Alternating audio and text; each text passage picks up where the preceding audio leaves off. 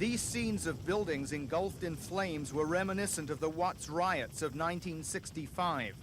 Hundreds of fires were reported. Many were allowed to burn out of control because firefighters were spread too thin. They were also afraid to go in without police protection.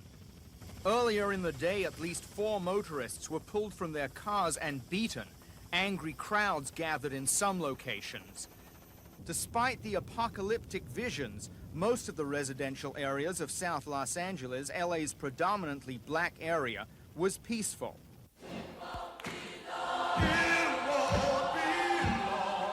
Community members and leaders gathered at the First AME Church. Mayor Tom Bradley said he was outraged by the verdicts in the King beating case, but he also appealed for restraint. I was shocked, I was stunned, I had my breath taken away by the verdict that was announced this afternoon. We have come tonight to say we have had enough. We encourage you to express your outrage and your anger verbally. We don't intend that any of you should go out and burn down any buildings or break out any windows. Those words were not heeded by crowds who rampaged at the Civic Center.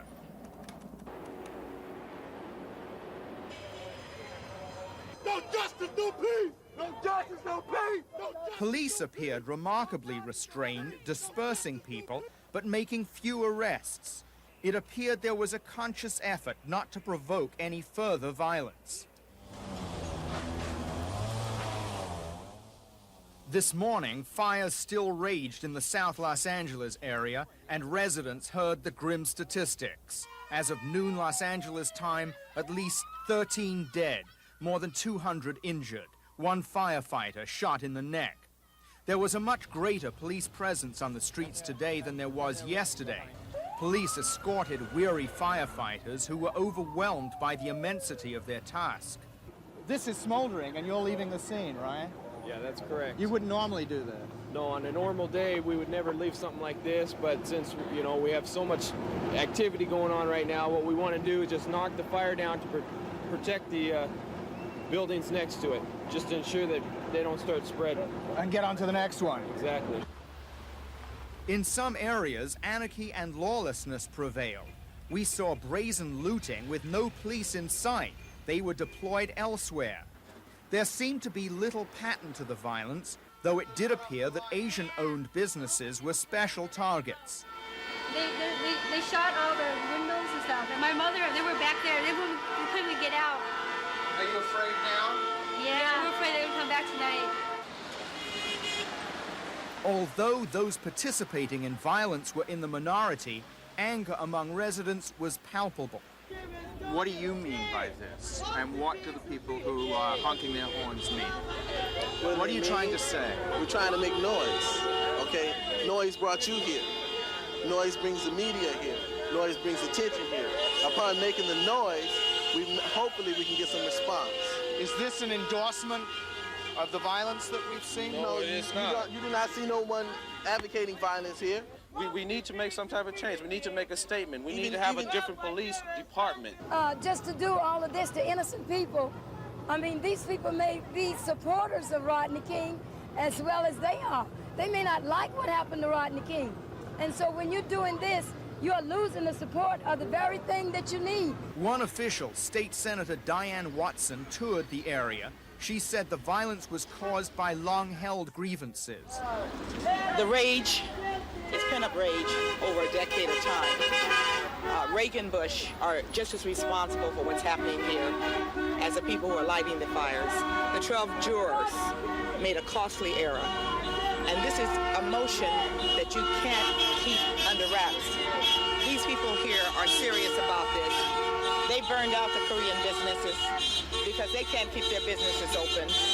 And it's not just Korean. No, I said they burned out the Korean business right here. Yeah. They burned out black businesses here. They're burning and they're looting because this is one way to get their frustration. What we have to do is come up with a plan to bring economic viability back to our community. Bus service was curtailed in the riot area, sales of ammunition and guns were forbidden, nor could gasoline be sold in containers. Public schools were shut down in South Los Angeles, so many youths spent their time wandering the streets. Among them, 13-year-old Clifford Christmas. I don't think the Rodney King trial was right. I think they should have proven them cops guilty. But then again, the black people shouldn't go terrorizing everything like they did. I don't think that's right either. What are you doing today? Just going around watching everybody, watching all the stupid fools burning up everything, looking at all that stuff. Are you frightened? Yeah, in a way.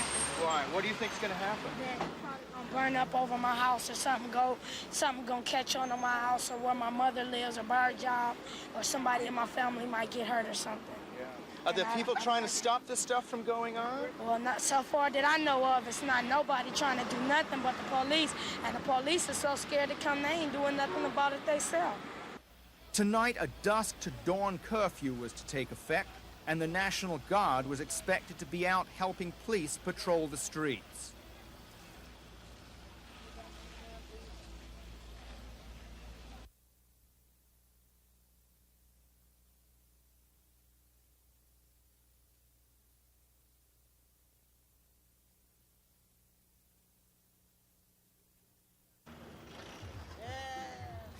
Late yesterday afternoon, the situation was chaotic. Looting was widespread. At one location, looters leaving an appliance store created a traffic jam as they escaped, clutching their merchandise. It wasn't until yesterday afternoon that police began to restore a semblance of order by making mass arrests of looters. About the same time, 2,000 National Guard troops arrived in Los Angeles to assist law enforcement officials. At dusk, a curfew took effect in Los Angeles and adjoining cities. As a result, parts of LA were deserted.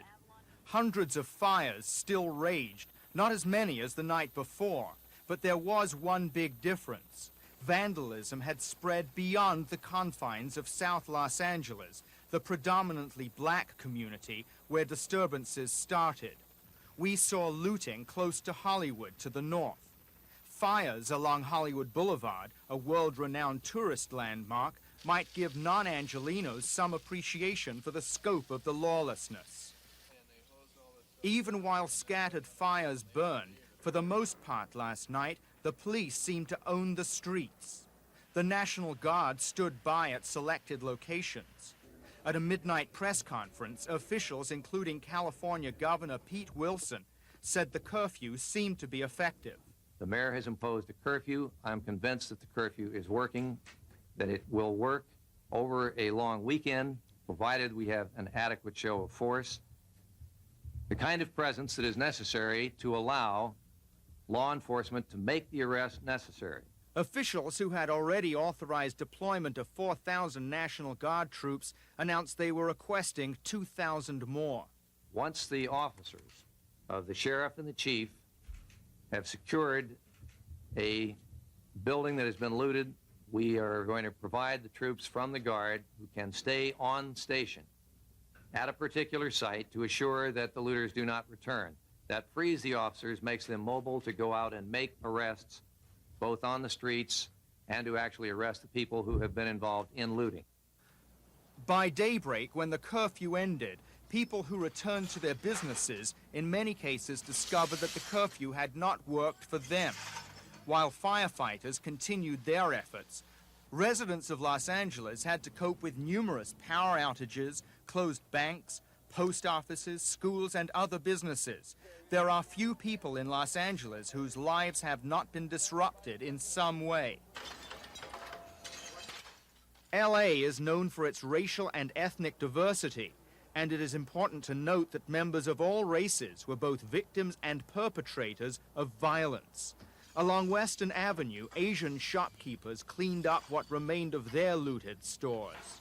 Do you think that you were targeted because you were Asian? There was a lot of feeling about that. I don't know, because in whole street here I saw it doesn't matter, what race they are, Vietnamese, Chinese, Korean, and whatever, it still happens. Even American, I saw American also get into this target for them. Further down Western Avenue, lines for gasoline started to form, a first indication of inevitable shortages being faced in some devastated communities.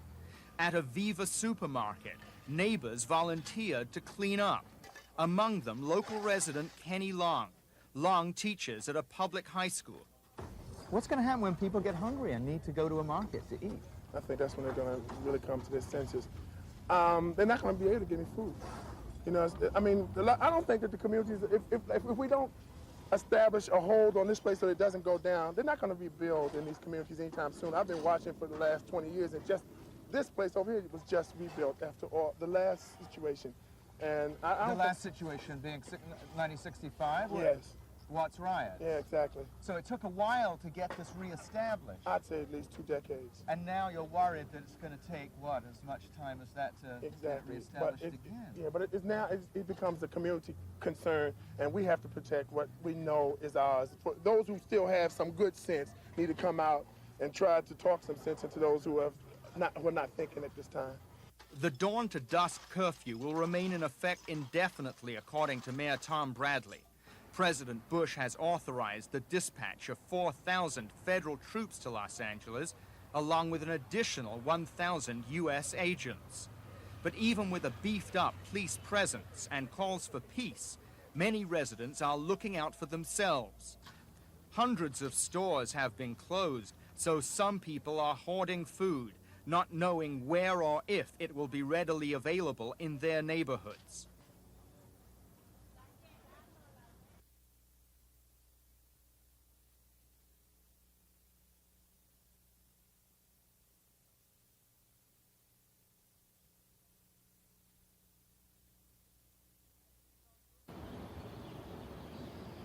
As the sun rose Saturday, it was clear that the arrival of federal troops had made a difference.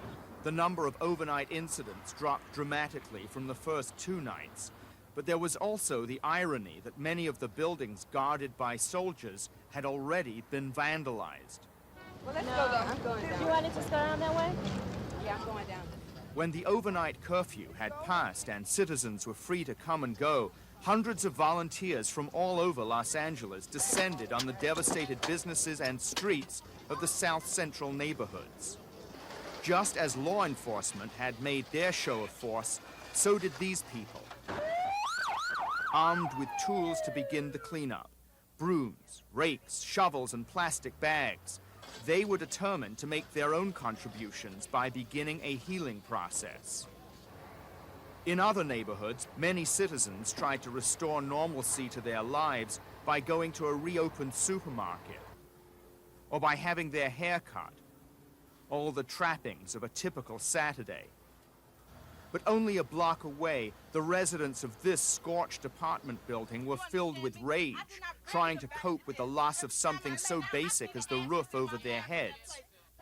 I gotta pay the bills here. I gotta pay the mortgage. I gotta pay the insurance. I gotta pay the electric. I know. I can't pay it if we don't collect the rent. But who's going to pay my furniture, my everything, because everything is wet. Let me tell you. The owner of the building had come to listen, to talk about relocation arrangements. Tenants in this building felt their landlord should help with moving costs. Yvonne Davis was one of the burned-out renters. Wednesday night, I went to bed. I had a home. Thursday morning, I woke up, got my kids dressed. I don't have a home, and this is what's left. Ashes to ashes and dust to dust. This is it. Nothing livable, nothing to repair. Okay, and this man wants us to move into a building like this and continue to pay. I mean, this is a death trap. This is a hazardous zone. I mean, if the walls could talk, they would tell you there was a family here. Davis had no choice but to take her 3 children and move in with friends. We have shelter, food, and family services will be out either today or tomorrow. The Red Cross opened a nearby shelter, providing the tenants with bed and board. But Susie Cooper was afraid vandals might invade her apartment if she left it. Me taking 5 children to a shelter, leaving what little I have left for the vandals to come and take tonight, this is all I own. In the aftermath of the riots, routine activities became arduous chores. People lined up at post offices to receive welfare and Social Security checks that were normally delivered to their mailboxes. The National Guard protected government buildings and businesses. Police agencies provided escorts to emergency vehicles and watched out as crews from utility companies worked to restore services. Many neighborhoods had gone without electricity for days. But the day belonged to volunteers. Civilians directed traffic at dangerous and congested intersections such as Manchester and Vermont, where a power failure had knocked out traffic lights. Other volunteers brought food and beverages to those maintaining order. All over the city, people began the day as strangers and ended up as friends. People such as this group, including Pamela Harris, a civilian dispatcher at the Santa Monica Police Department. We've basically been at it since about maybe 8 this morning. Yeah. Why are you doing this? Because I care. For Pamela Harris and thousands of other Angelenos, Sunday morning brought time for reflection and pause.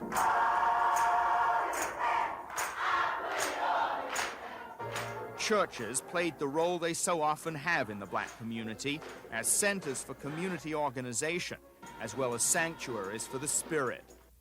If we can contact God through the medium of prayer, if God responds to our requests, it stands to reason that there is more power in the church house than there is in the White House. Pastor Recia Johnson at the Bethany Baptist Church in West Los Angeles urged his congregation to find solace through prayer. As he spoke, soldiers of the National Guard stood watch across the street. Nearby, burned-out buildings bore the scars of rioting. Inside the church, Johnson told congregants to consider themselves blessed that they had come through days of violence relatively unscathed. But he said much work remained. Can Los Angeles be healed? Can South Los Angeles be healed? Can West Los Angeles be healed? Does Beverly Hills need any healing? Can it be healed? Can Simi Valley be healed? Can America be healed? Can our community be healed? Yes, yes, yes. Few members of this church had been left untouched by the chaos in Los Angeles. I wasn't able to go to work, and my clothes were burned in the cleaners. And by me not going to work, that was the main thing. That really made it bad, because I just got a new job. Yes, sir? Just the stores. Just can't go to the stores. People that went for welfare, they couldn't cash their checks. They went to the post office to get the checks, and they still couldn't cash them. There was nowhere to cash them. So there's been a lot of problems that way. You personally? For me personally, trying to find gas to go to work. Sunday afternoon, the Bethel AME Church became a food distribution center. The effort had been publicized, so residents from all over the Los Angeles area came to donate goods. We're doing a major effort at this point in time trying to do an immediate response to the food need, and we're doing an immediate response. Pastor Edgar Boyd said the need was enormous. And people are very satisfied with anything that resembles food because many of them cannot get them from the supermarkets. All the supermarkets in our area have either been burned or been looted and just out of business for the moment. Volunteers kept busy handing out food to anyone who requested it. No questions asked. Many walked for blocks to get here. Why don't we start off with these close by? Okay, are we ready? Church member Paul Pursley rounded up a group of students from UCLA to help deliver boxes of food to people who could not come to the church. Pursley makes his living delivering paper goods to commercial customers all over Southern California. Yesterday, he drove his car, providing desperately needed food goods to grateful residents of South Central Los Angeles. Here you go. Thank you. Appreciate it. Thank you. God bless you. Take care. Take care. Jack Jones seemed frustrated by the shortages he was now facing. Man, you ain't got nothing. We ain't got no bread, no stores around, no nothing. We ain't got... They tore up everything. It's like we gotta go way out somewhere.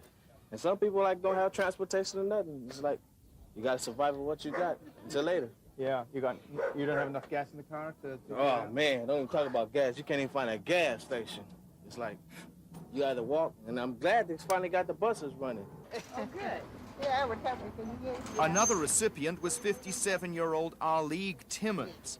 Timmons has no car, and her arthritis keeps her from walking more than a few blocks. She relied on the corner grocery store for her food, but that's no longer an option. Before there's disturbances, I walked down on the corner down there and got my food. and what happened to the store? It burned up.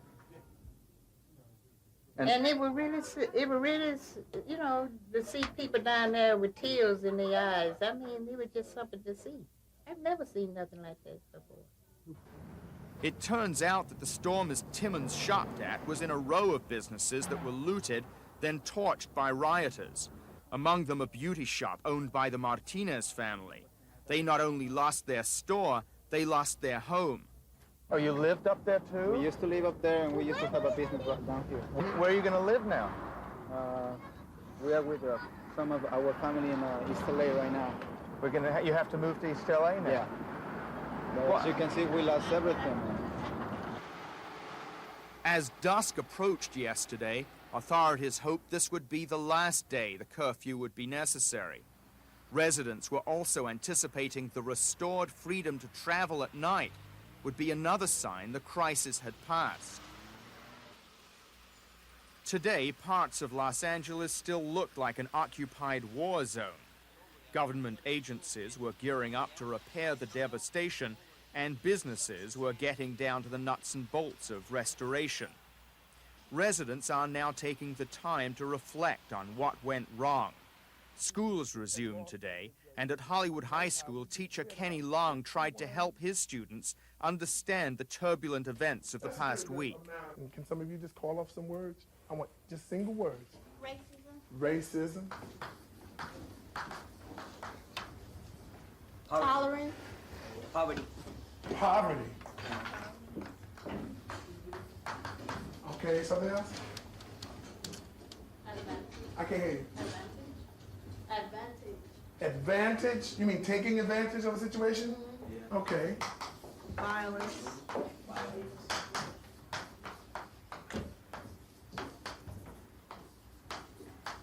What else? Violence. I heard a wonderful word I wanted to put up here. I'd like to make that capital letters.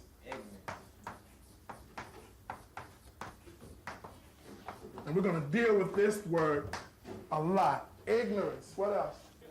Officials are promising to throw the book at those arrested for looting. This morning, a congested court system made preparations to arraign the thousands booked on riot-related charges. The curfew has been lifted tonight throughout most of the Los Angeles area, but authorities warn that should disturbances reoccur, the curfew will go back into effect.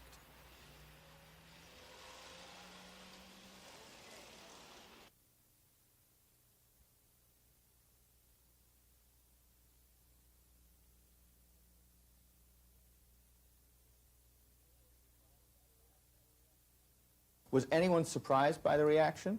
I was.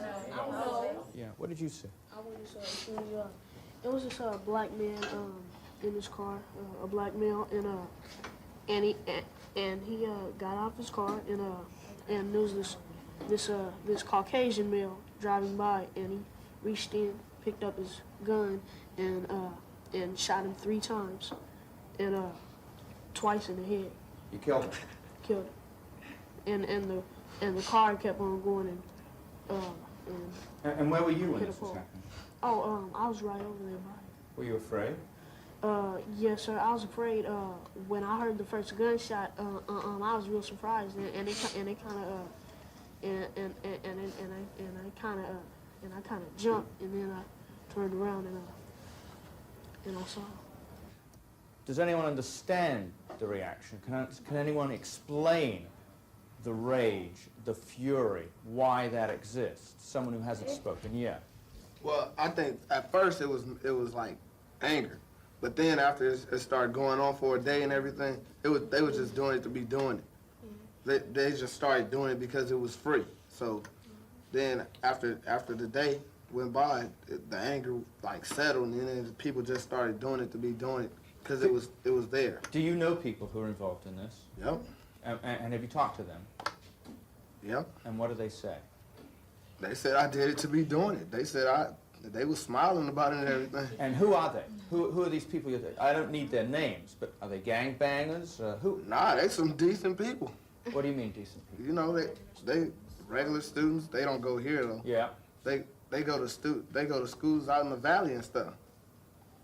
And they go to church and everything just like the next person. But I guess that since they saw an opportunity, they took it. My friend was telling me the reason that she went to the stores and started looting and stuff because they were burning down stuff in our community and we don't have nowhere to shop or nothing. And they need diapers and milk and stuff, and her mother has a car, but she has to work, so how else would her brother and sister get milk and diapers and everything? So she was feeling like what everybody else is doing, I have to get something for my little brother and sister to survive. So you're saying that your friend went in to loot a store because she was afraid that she wouldn't be able to get that stuff anywhere else. Mm-hmm. I don't even think it was nothing for Rodney King. It probably a little piece of it started. But you know, because my friends and all that were trying to say, let's go do that stuff. Your friends wanted to do it, and you said no. Basically, my mom wouldn't let me go, but you know. And if your mom had let you go, would you? I admit I would have. You didn't go out there because your mom said no, but you would have anyway. Yes. Why? Why would you have gone into someone else's store and stolen stuff? This is what I'm saying. If it's gonna burn down, all that good stuff is in it. It would be better off in somebody's house. No, I'm serious. That is it. Go to waste. I know, you don't let that stuff go to waste. Here is $100, $300 items in this, and it's about to get burnt to the ground. What kind of weapons did you see on the streets? Really, you didn't have to see. You could just hear them. Yeah. You hear like a certain pop, then you hear pop, pop, then you hear like a whole bunch of pops put together. And what were they? Shotguns. Some of them had firecrackers, like M80s. M80s, Uzis, what else? 938s. 938s. And do you know the difference in the sounds that each of these guns make? If I listen to them, I can. How do you know the difference? Like when you get a shotgun, it's more like just one thing, and then when you hear a Uzi, it's sort of a rapid. It's like a rapid sound. Right, and the but 38? it sounds uncontrollable. And what does the 38 sound like? It's like a crackle, though. It's like when you go boom, you know, it's like a crackling sound when you hear it. Yeah. Do you realize how shocked many people around this country will be to know that you can tell me the difference between the sounds that these weapons make? Why would they be shocked? Why would they be shocked? Yeah, why would they be shocked? Because not every young person, unless they're in a hunting club or a shooting club, I'm in a danger zone. You're in a danger zone. Can describe the way a weapon sounds. What do you think about what the sociologists have to say about lack of opportunities? Did that lead to the rage, to the anger, or does that have anything to do with it? Yeah. Well, I think that the sociologists, whatever you said, I don't think they know what they're talking about because they don't live here. It's about respect. If policemen wanted the black people to respect them, then they had no business disrespecting that man, beating him. Nobody had no right to put their hands on you. And if they wanted, and how can you lead somebody, how can you solve a problem when you haven't been part of it to know what's wrong? Is that what it's all about, respect? You were telling me about what happens when you in some stores. Tell me that. When they follow you down the aisles. I mean, I'm not going to make a generalization and say all Korean Americans do that. But I have been in a store before where I have been followed up and down the aisles. And haven't you ever been in a store where you pick something up and to analyze it? You're not going to necessarily buy it, but you just want to see if it's something you may want to come back to get. And then, you know, the Korean was like, oh, that's this price, $5.99 or whatever, and stuff like that. And then they come up to you and then, are you going to buy it or not? And then, you know, it's not. I don't need that. I need respect when I come in your store. You should respect me. Because if you want my business, then you'll respect me enough to leave me alone. I mean, was that a big part of this? The Korean merchants? Yes. The little Chinese people might be following you down the aisle because they want you to buy something. They feel like they had a good selling day or whatever. And, you know, I guess it's probably their culture, and other people just don't understand it. Yeah. What's going to happen when the National Guard leave? They're going to But they they don't realize the people who are this frustrated aren't after the National Guard. They want the police. Yeah, they want the LAPD. That's the police issue. What about the other stuff? Bringing jobs into this community, providing hope. Is that going to happen? There was already 9 to 5 jobs when it started. They were We what? already had lousy jobs when it started. Just going to be rebuilding. It's going to be more lousy jobs. 9 to 5. Less pay. There doesn't seem to be much hope in this classroom, does there? It's reality. I mean, we have so much hope. For all of this time, we thought all of this prejudiceness and stuff was going to change, but this trial, it just shows that nothing has changed. We free and everything, but nothing has changed. You know, as long as you, a black person, stay in their place, then, hey, that's it.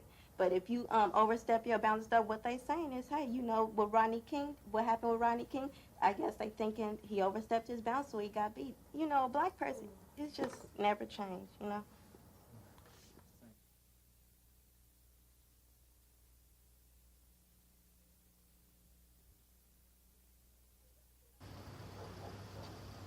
We get to see the President of the United States here in our community, where we live, where we work, and where we play. The people who saw President Bush this morning at a burned-out shopping center included the excited and the surprised. Bush has visited this city 9 times as president, but the White House could find no record of his ever coming to South Central Los Angeles. It's sad to say that he came after the community has been destroyed, but I was very well impressed with him coming out. The area was cordoned off under particularly tight security, and access to the president was severely restricted. He was protected. Well, nobody going to bother him. Why can't we talk to him and ask questions like everybody else do? While President Bush paid a visit to South L.A., we took a tour of our own. You see these buildings all along here? These used to be viable businesses at one time. Now they're all closed up because the dollars have dried up in the community. Our guide was community activist Juanita Tate, executive director of Concerned Citizens of South Central Los Angeles, an economic development organization. Morning. If President Bush were on this tour instead of me, what would you tell him about this? I would tell President Bush that he needs to get the right dollars in this community so that people that want to do business in this community, that want to produce businesses in this community, to be profitable not only for the community, but for the residents that live here. He needs to get his small business administration out here to find out how we can make this a viable community.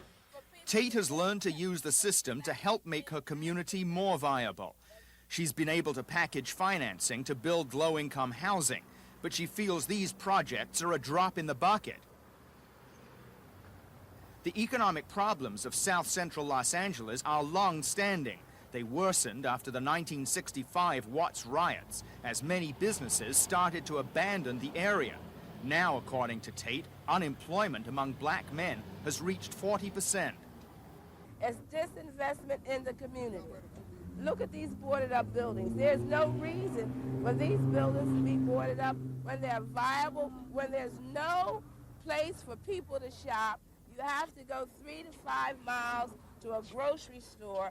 Why shouldn't we have viable places in this community that people can buy things and do things? But it takes money to make that happen.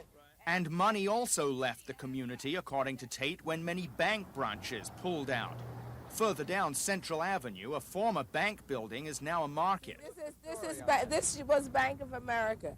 This is the last bank that left the southeast end of this community.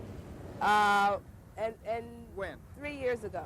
We don't have a bank from where you stand within a 5-mile radius. We were not able to save the bank from closing. Bank of America says they closed branch offices because the local economy deteriorated.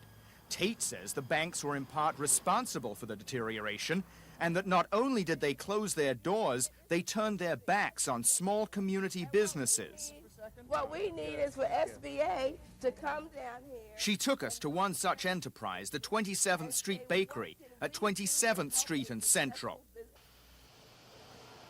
Gregory Spann's family-owned business bakes and distributes sweet potato pies all over the Los Angeles area. The company takes in about $30,000 a month, selling goods baked in 40-year-old ovens. Spann needed capital to meet an increasing demand. About 5 years ago, in '87, I experienced a tremendous growth in my business to the capacity with the existing equipment that I have now and working 18 hours with 2 shifts with 15 employees, I wasn't meeting the demand for my particular product. So in 1987, I went out into the market area to try to attain loans. Spann says he was turned down by the government and by banks because of insufficient cash flow. Tate faults the institutions for insensitivity to the firm's potential. So you've been denied by the banks, you've been denied by federal agencies, you've been turned down by the city agencies. And you know what's have a important? business Look at the people putting pies in the car. I mean, it's not like that people don't buy these pies. Yeah. They're in 7-Eleven stores. They're in all of the stores. And we have to say, we have to keep Gregory out there until everyone realizes that they will be shamed into giving him that money.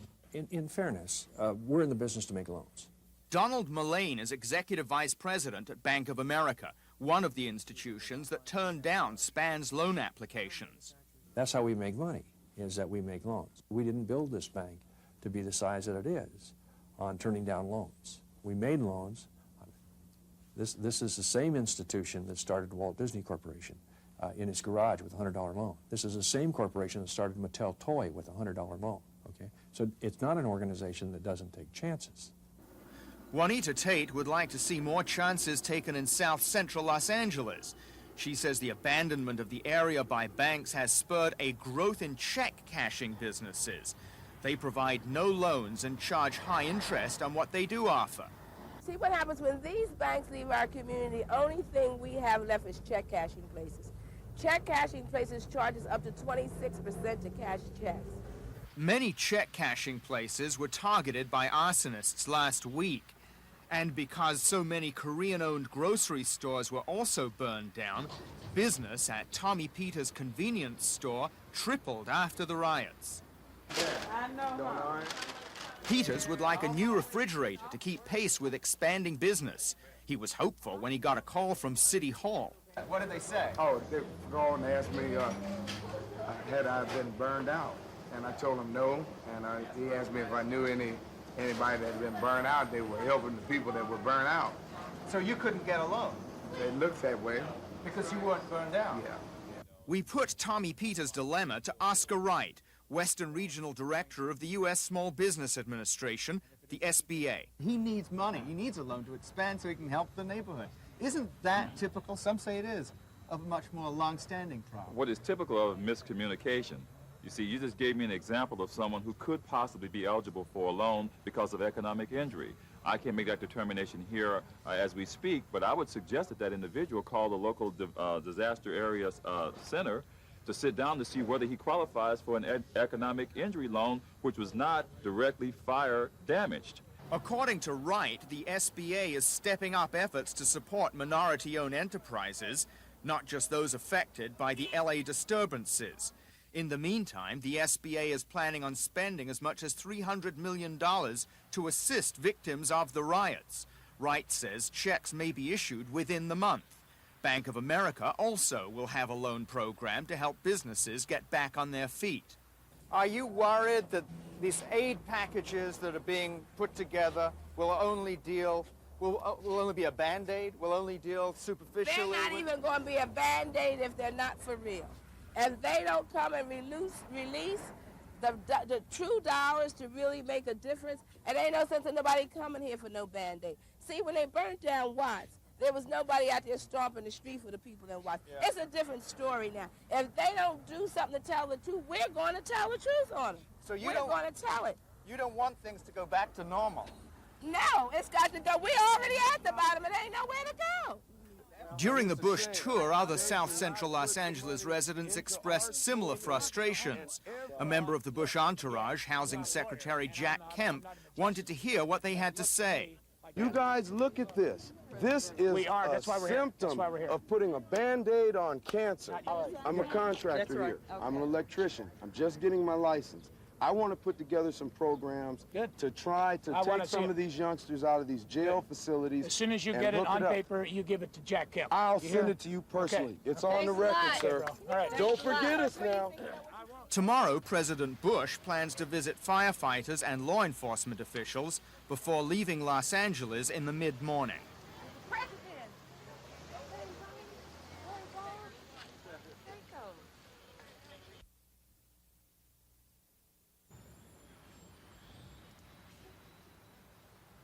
All around Los Angeles, the charred hulks of burned-out buildings remind residents of the chaos of just 2 weeks ago. As the flames and looting erupted, so too did the comparisons between 1992 and Watts in 1965. But there are big differences. In 1965, the unrest was confined to the South Central area, then a mostly black neighborhood. In 1992, the fires and looting were widespread. South Central LA, now a black and Latino neighborhood, was affected, but rioting also took place in poor communities throughout LA. Nearly 8,000 people were arrested in the city of Los Angeles. Compared to 1965, why were the disturbances so spread out around Los Angeles this time? I think you have many more communities with have-nots. I think that's the reality, is we've been spread out more. LA City Councilman Mike Hernandez represents one of the poorest neighborhoods in the city, Pico Union, close to downtown, where 61 buildings were burned down. This is a neighborhood that's basically very much people rich and resource poor. I have over 150 people living per acre in this particular area. We have an elementary school down the street with 2,000 kids, and we're trying to figure out where they're going to go to junior high school. We have no park space, no open space in this immediate area. High unemployment rate. It tends to be a first stop center for people from Central America. In the shadow of downtown, the Pico Union neighborhood has the densest population in Los Angeles. Thousands of immigrants who fled El Salvador and Guatemala have turned Pico Union into a neighborhood reminiscent of a Central American barrio. Not only are some street scenes similar, so is the poverty. Homeless people take up residence on the sidewalk. Street vendors hawk their wares. One, Sergio Miranda, witnessed the outbreak of violence last Wednesday night. Por allá arriba bajó ya encendida. ¿En un carro o qué? Un Benz de carro ya prendido con fuego. Oh, he said a van, when I was cleaning up, there was a van that was coming down Bonnie Bray with like a Molotov cocktail that was already on fire, or something on fire, and y lo tiraron. And they threw it. Ya y se impactó en la barata. And then it hit La Barata.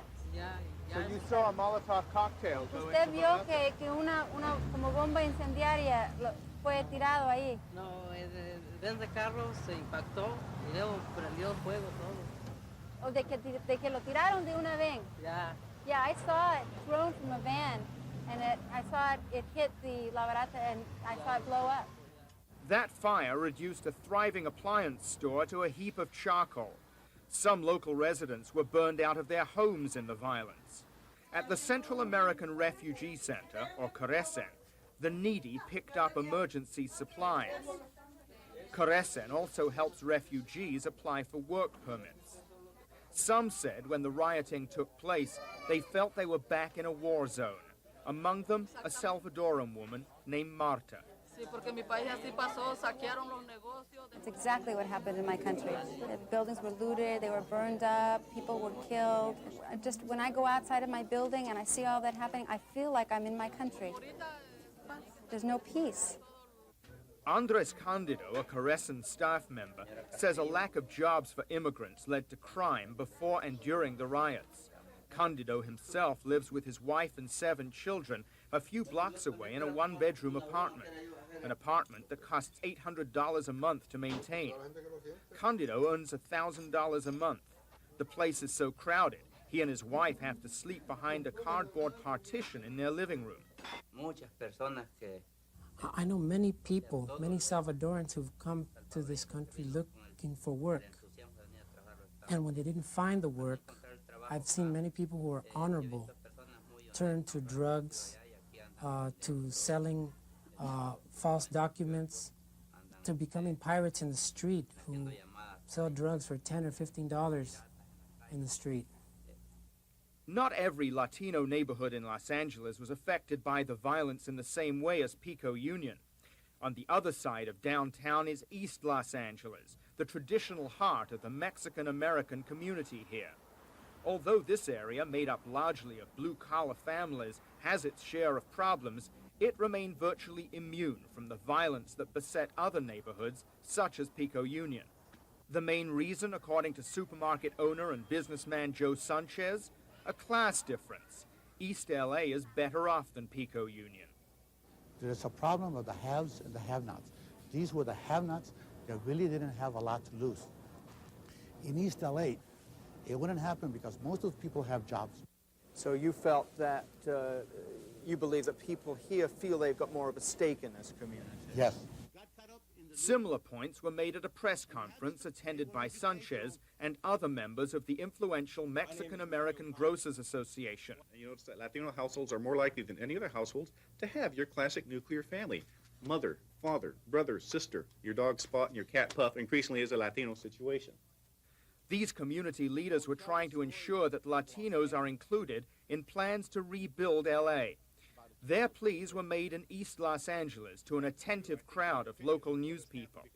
It was quite a contrast to a similar appeal made at the same time by Councilman Hernandez in the Pico Union neighborhood. There was little press interest in Hernandez's attempt to publicize rebuilding efforts here. This is the area where we weren't getting police response. This is the area where the fire department could not attend because they didn't have that police protection. And a lot of these buildings just went down. But the problems in this neighborhood go beyond just physical devastation. Madeline Janis is Carecen's executive director. She says that the riots added a new layer of fear to the normal level of anxiety many people here feel. On Saturday and Sunday of last week, when everyone else was talking about healing and reconciliation and calm, the federal government and the LAPD sent 400 Border Patrol agents right into the heart of the immigrant neighborhood, struck fear and terror into the hearts of many, many, many people.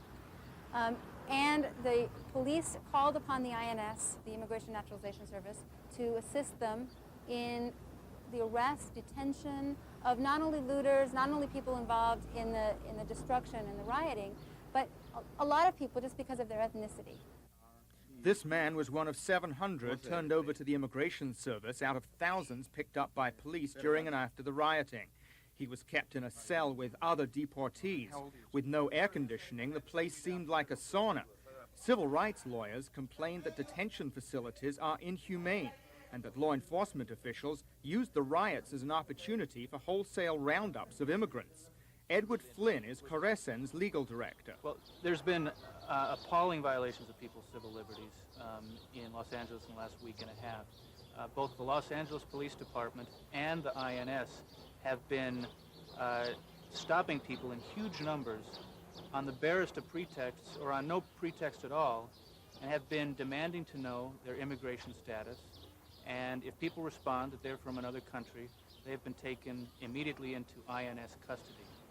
There appears to have been a concerted effort to root out people who are allegedly undocumented and to deport them as quickly as possible. Robert Mushrak is district director of the Immigration Service. He described detention facilities as nice and said there was no wholesale roundup of immigrants. So there were arrests being made, but not in such dramatic numbers as you would say or paint it as a roundup in the streets of illegal aliens. That was certainly not the case. Those efforts were targeted at specific individuals who were suspected of criminal violations, either because of thievery, looting, or that they were involved in some kind of gang activity. I think the numbers speak for themselves, and the numbers, I think, are dramatic. We know that over 700 people were taken into custody by INS as deportable aliens, people who were not supposed to be here, and their arrests were attributed directly to the civil unrest. Since the riots, there have been calls for greater crackdowns on illegal immigrants. But Latino concerns go way beyond immigration matters.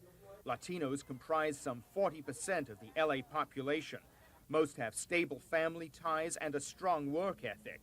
But the pattern of success and mobility goes just so far. There are still many neighborhoods where success and mobility have no home. That became painfully clear 2 weeks ago in places like Pico Union, places that were ripe for burning.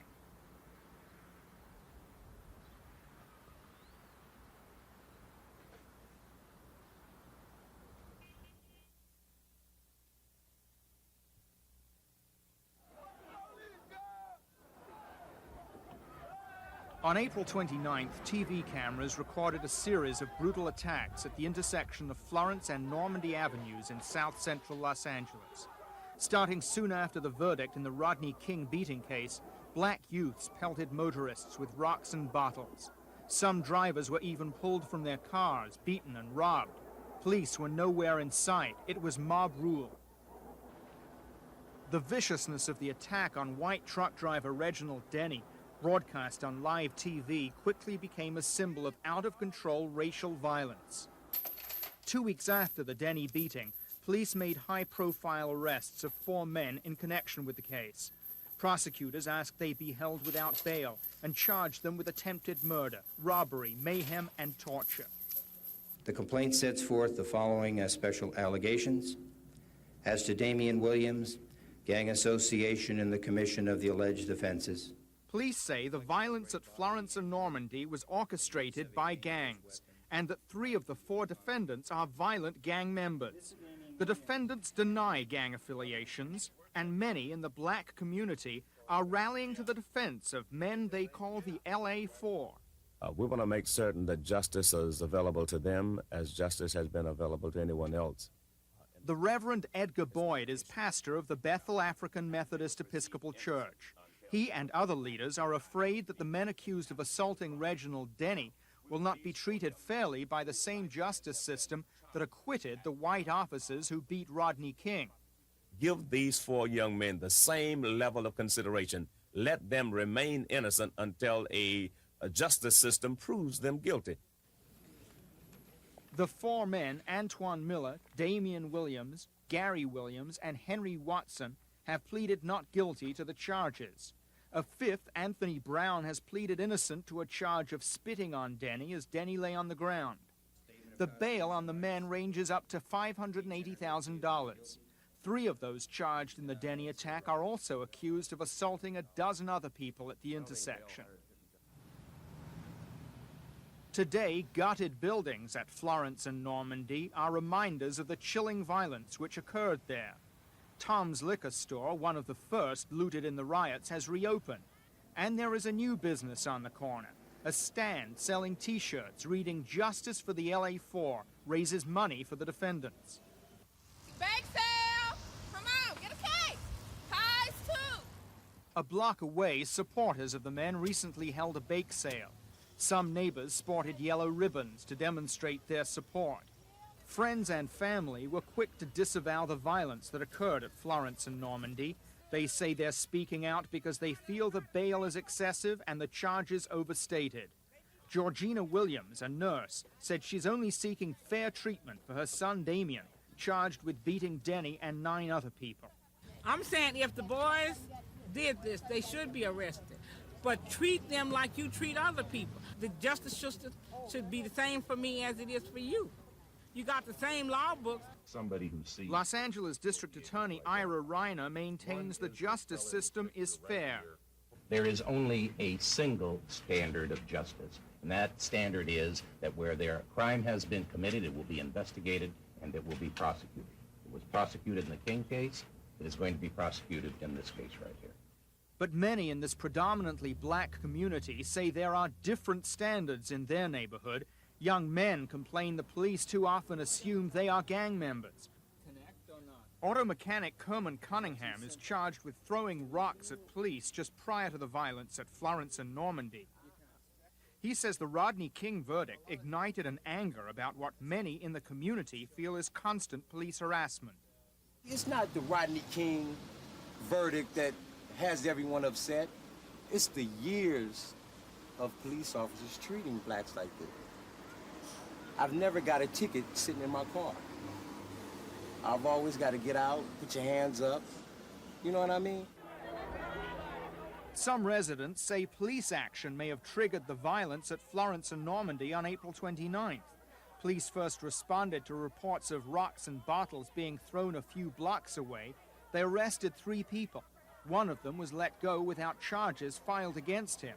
That young man, who asked us not to identify him, said his arrest and treatment by the police enraged an angry crowd. The police, they, had started after me, and I haven't done that. They had thought I had thrown a rock, and all my friends, they were standing around, and they knew I hadn't thrown no rock. The officers had handcuffed the young man and threw him over the fence like he was a piece of garbage. Jay Kawana, owner of a nearby car wash, said the police should have handled matters differently.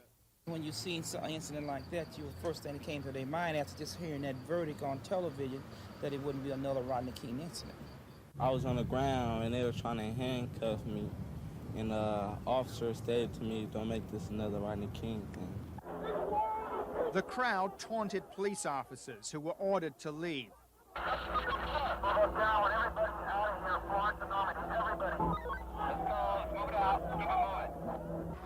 After the police retreated, a group of men attacked a photographer. A crowd then gathered at Florence and Normandy. The attacks on mostly non-black passers-by went on for at least 2 hours. That's how fucking Rodney King felt, white boy. Among the victims was construction worker Fidel Lopez, who still doesn't understand why he was beaten or why the police weren't there to help him. Almost I lost my life for nothing. Because I know those people is, in that bad moment, they are angry with the deceased or anybody, I don't care with who. And, but I'm the victim, I'm innocent. I don't know what they do, why they do that to me. And they say they hit 10 or more people before me. And I say, where's the police? With no police around, several Good Samaritans risked their lives to save victims. A pastor helped Lopez to safety. Others eventually rescued Reginald Denny, who, according to his doctor, was left near death as he lay next to his truck. Barbara and James Henry rescued a Latino motorist who was beaten unconscious in front of their home. Me and another guy just kind of lifted him up and just took him over to the side and laid him right where you see that red mark. The Henry family has lived in this home for 10 years. James Henry, an aerospace worker, says he was angered by the violence, but he understands it. Oh, I was very, very angry because it wasn't a way to go about making a change. You know, I sympathize with how they felt, but I didn't agree with how they were going about trying to make a change. The Henrys are sympathetic because they've seen the neighborhood deteriorate. They've witnessed rising unemployment and crime, and are planning to move because they want their son Jacques to live in a community without gangs. And I don't really want Jacques to have to make a choice about Bloods or Crips, Republican or Democrat, independent, yes, but I don't want him to have to make that type of choice. And if we stayed here, it's almost imperative that he's going to have to make a choice. What are you doing? The residential area around Florence and Normandy appears to be a typical middle-class neighborhood, but it's not. Some 21% of the residents live below the poverty level. The poverty rate is even higher than it was during the 1965 Watts riots.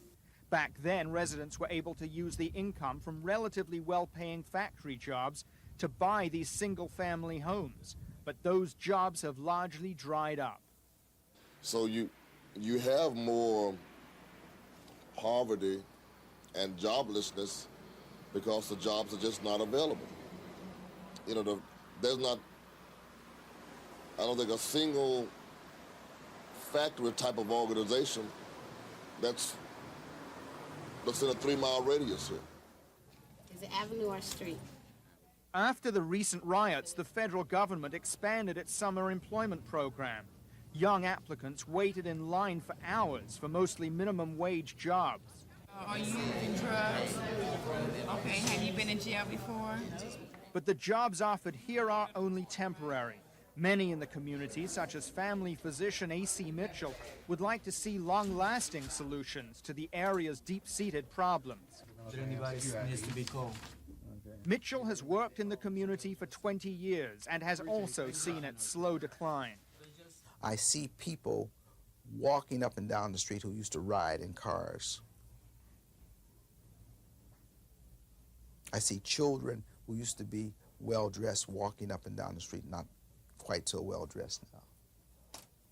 So this tells me that what I'm looking at is a deteriorating neighborhood. Mitchell feels the riots were an expression of frustration. These kids are trying to express themselves. They're frustrated. They're rebelling against the system. You cannot do this to me forever and get away with it. We must embrace each other as we stand up and speak out for justice, and for what's right. The Reverend Edgar Boyd is helping to raise money for the defendants accused in the Florence and Normandy violence. He rejects the use of the word riot. It was a rebellion.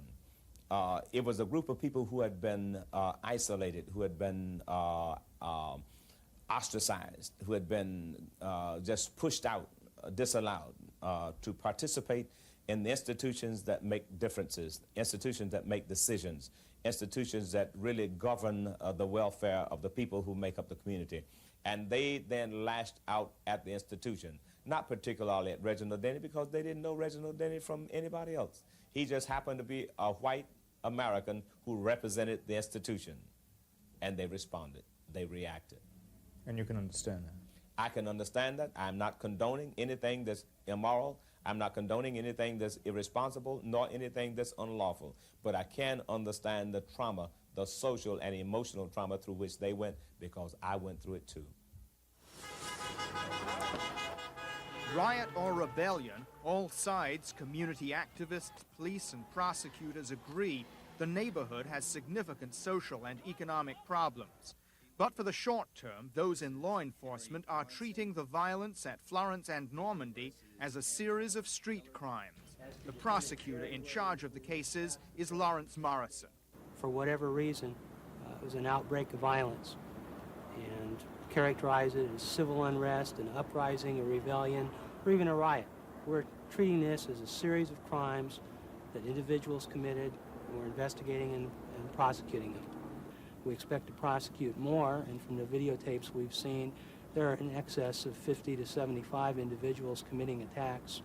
We have an additional number of citizens who have reported crimes that we don't know who did them yet against them. 50 to 75 individuals committing crimes on how many people? Probably in excess of 100. Morrison is part of a 20-member federal local task force inspecting hours of videotape shot at Florence and Normandy during the riots.